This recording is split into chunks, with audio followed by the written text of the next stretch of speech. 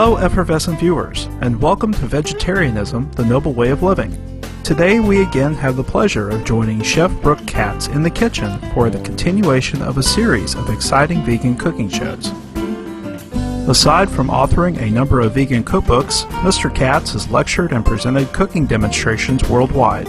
He has been invited to speak on various radio and television programs on the benefits of plant-based nutrition.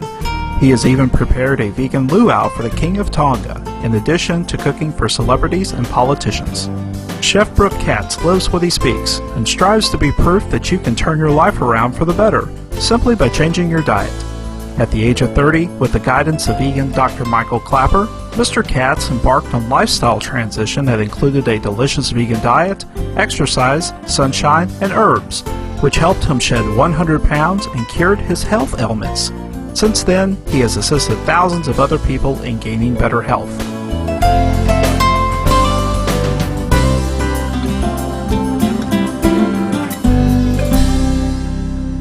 Today, we're going to be making a butternut squash, and we're going to stuff it. We're going to use a variety of different things to stuff it with, including the seitan that I've already taught you how to make. Now, the butternut squash is a wonderful, wonderful tasting squash. It can be stored and kept dry for 6 to 8 months. We're going to de-seed this part. You'll see right here at the opening here that you have this one area that has seeds to it. And we're going to take that, and we're just going to take the seeds straight out. We'll do this with a few of these. Now, one of the nice things about butternut squash, you can see the beautiful color that we have here, okay?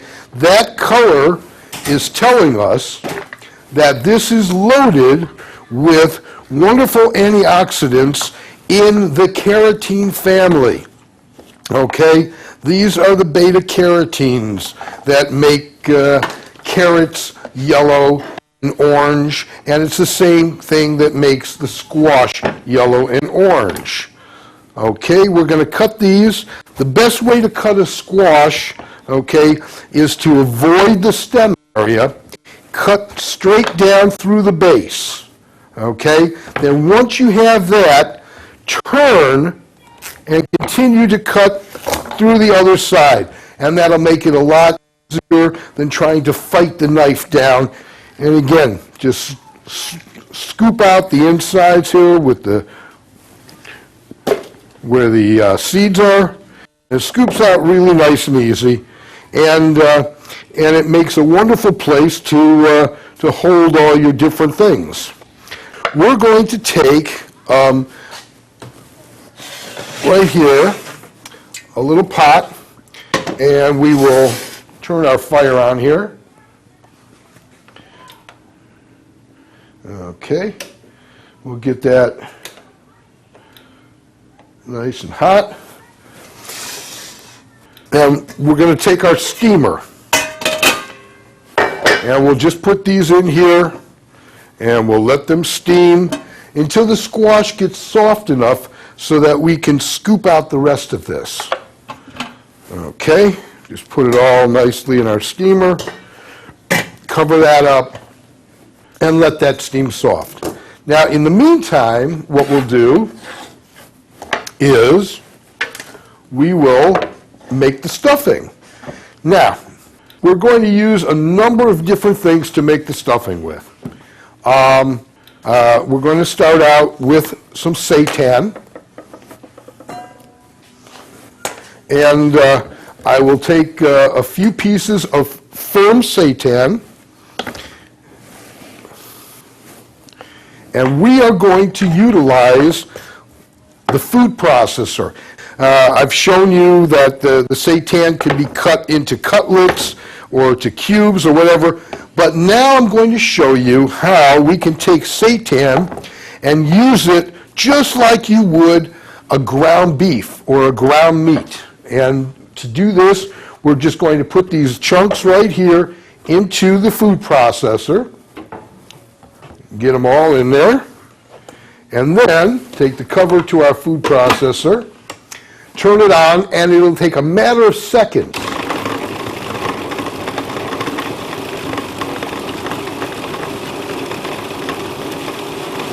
You know it's done when you can hear the difference in sound. There we go.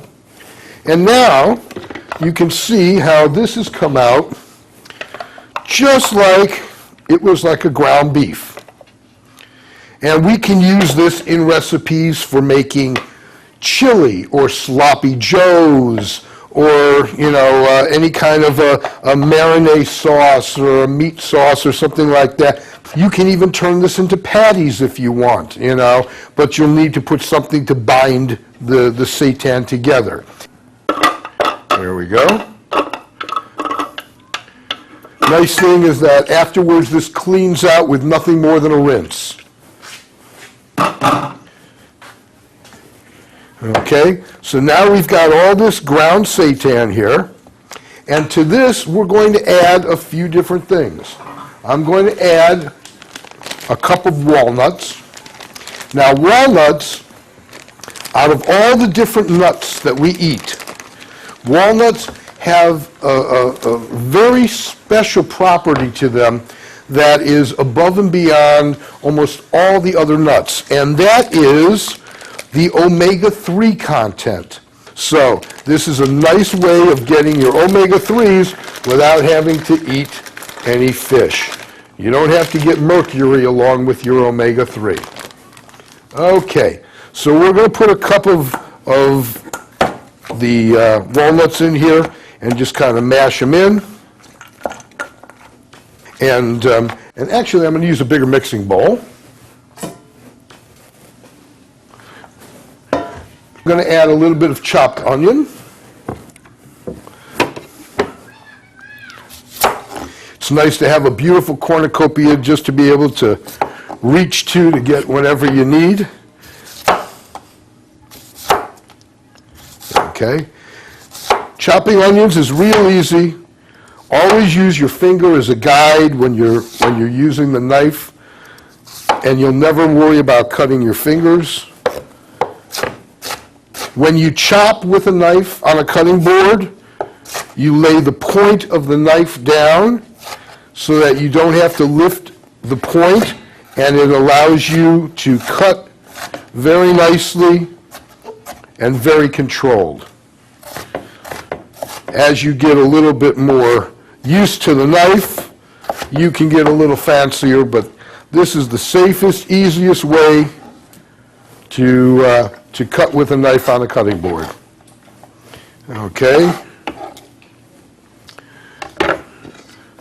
Toss all this in, mix it together. Let's get a little bit of celery. Some fresh celery. Again, the same thing. We cut right down. And again, for chopping it up fine, we do the same thing. Chops it up beautiful, nice and fine.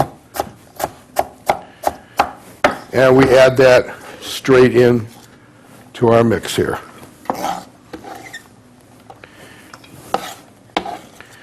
Okay. Lovely. And again, mix it all up. We're making a wonderful stuffing here.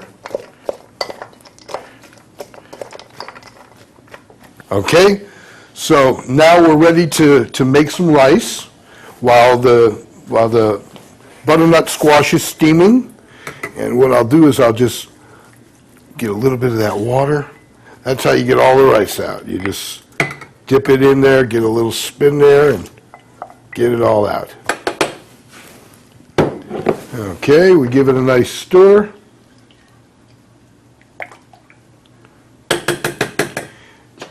And then we cover it. We turn our temperature down to low. And we'll let that cook for about 15 to 20 minutes, and we'll have perfect rice. Okay. So, while we're waiting for the rice and for the butternut squash to steam, let's put our skillet here back on the heat. And we'll take a little bit of canola oil this time. I use canola oil when I don't want to use or have the taste of the olive oil. Oils are very special.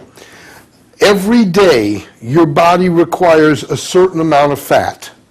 What it wants are the good oils and not the bad animal fats. Plant oils, as you notice, they stay liquid at room temperature. And animal's fat, that's a saturated fat. At room temperature, that fat is solid. And that's how it's going to stay when you eat that. So we don't want fats staying solid in our body. We want them to be liquid. We want them to melt and to be utilized, to flow through the body and not block it. So we're going to be using the good plant oils. Now, of those plant oils, I recommend to use the organic canola oil for most of your food and most of your cooking. It takes high temperature very nicely, and it contains the omega-3s, omega-6s, and omega-9s. Okay, what we're going to do now is we're going to grab one of these beautiful green peppers, and we're going to saute this. Okay? Now, to open up a pepper is very easy. All you do is squeeze the bottom, you pop it open, and then you just take your thumb and just rip out the seed pod. When you know how to use a knife, you can move very fast on a cutting board if you have to. I'm going to cut this up into fairly nice sized chunks. I'm not going to get it too soft and too little. And we'll throw that right in there. Till it sizzle nicely.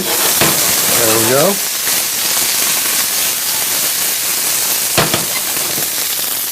And to this, I'm also going to add some fresh garlic, because we know how much I like garlic.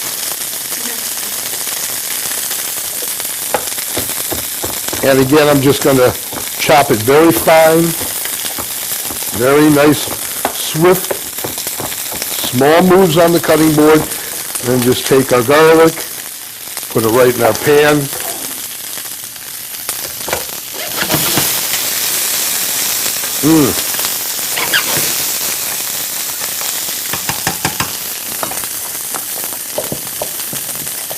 And we're going to add it when it's done right into our little mix.